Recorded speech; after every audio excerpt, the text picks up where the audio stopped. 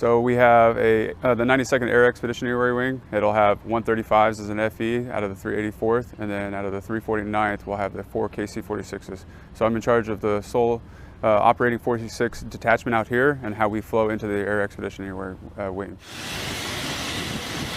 I would say the integration with the RAAF is just the fact that we are in Darwin. We have not been here before, and what does that laydown look like?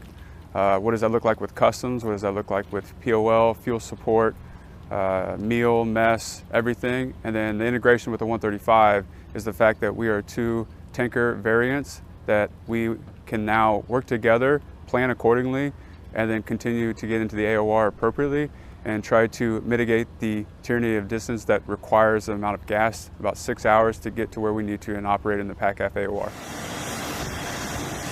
I think the biggest thing is learning from what we are experiencing right now.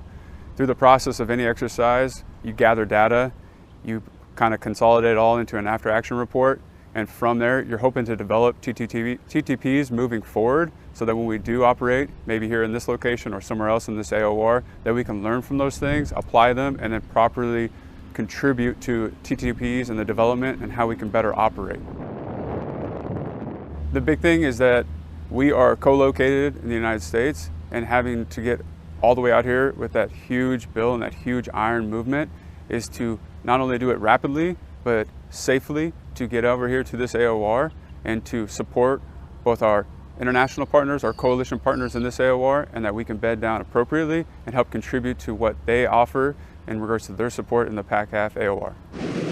That was one of our big DLOs, or desired learning objectives, is to go from centrally located in the United States all the way out here into the PACAF AOR, specifically here in Darwin, Australia, and then now how do we further integrate with the different assets that are consistently here and stationed here in the PACAF AOR. So we are learning from those things, and how do we quickly get out here, rapidly deploy out here, and then be able to set up and be able to support the AOR and with our assets quickly and be bedded down, and then be able to have crews inter-crew rest and then be able to fly almost immediately. The purpose of MEO, or Max Endurance Operations, is the fact that we are co-located in Darwin, Australia, between 135s as well as KC-46s.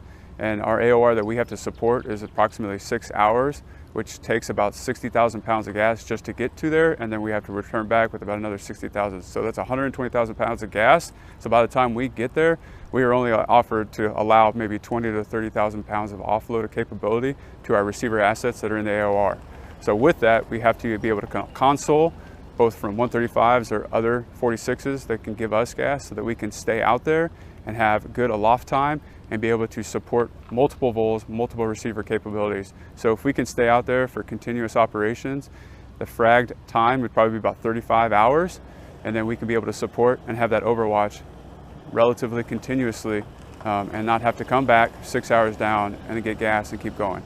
So it helps offer the capability and further pushes that to our receivers and our international partners as well as our coalition partners.